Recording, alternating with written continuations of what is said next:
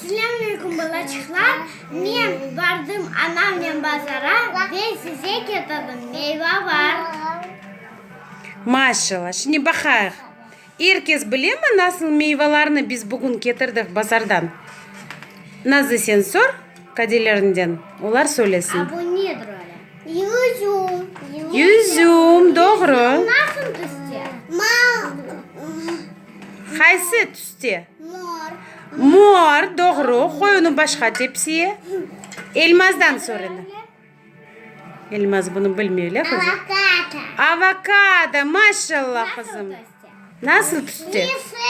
Yeşil tüstü doğru. Bu nedir öyle? Armut. Armut. Armut nasıl tüstü? Sarı. Maşallah armutunu da bilirler. Bu nedir öyle? Banan ya da muz değiller öyle kızım. Banan nasıl tüstü? Sarı. Sarı balacıklar pek seviyor öyle kızım. Bu nedir öyle? Şeftali. Maşallah. Şeftali nasıl tüstü? Gülgülü oluyor şeftali çok su vakti. Beyaz da oluyor azıcık ama gülgülü çok çok. Bu nedir öyle? Alma. Nasıl tüstü? Kırmızı. Kırmızı doğru. Bu nedir öyle? Bu çilek. Çilek doğru. Çilek nasıl tüstü? Kırmızı. Kırmızı doğru. Limon nasıl tüstü? Sarı. Sarı ve bu da bizde limon öyle kızım. Şimdi biz yapacağımız meyve kokteylini öyle kızım. Meyvelerden yapacağımız kokteyl.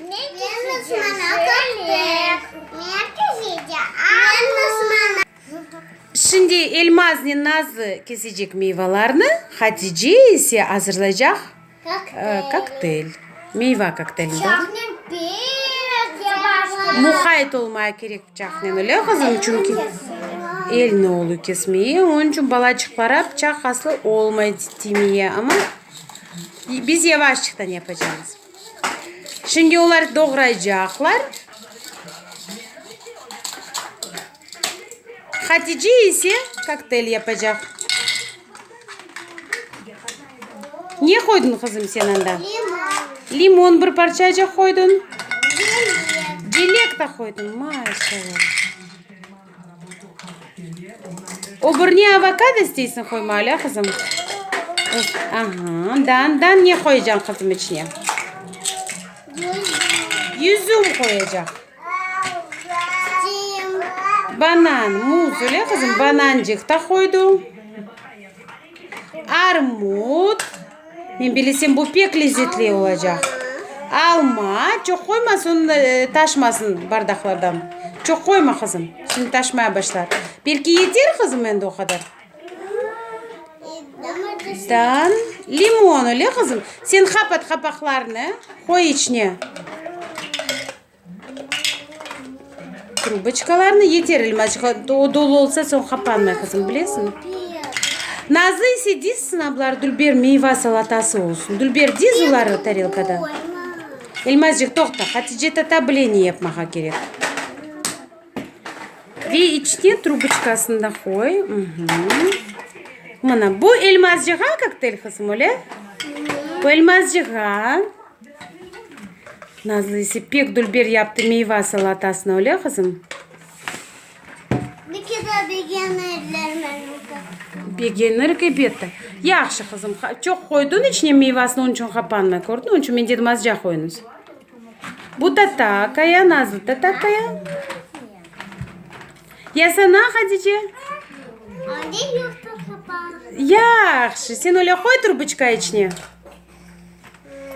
İçi bakınız Dülber oldu. Güzel oldu. Lezzetli oldu kızım.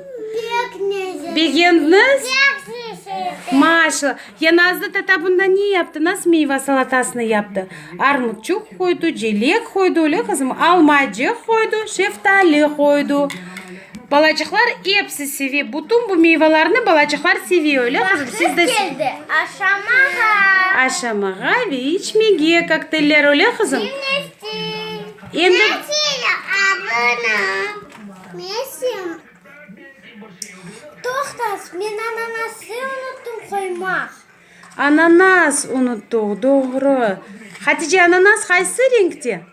Sarı. Sarı. Sen seviyorsun ananas kızım? Pek. Sen de seviyorsun. Şimdi tataka koysun ananası da salatanın içine.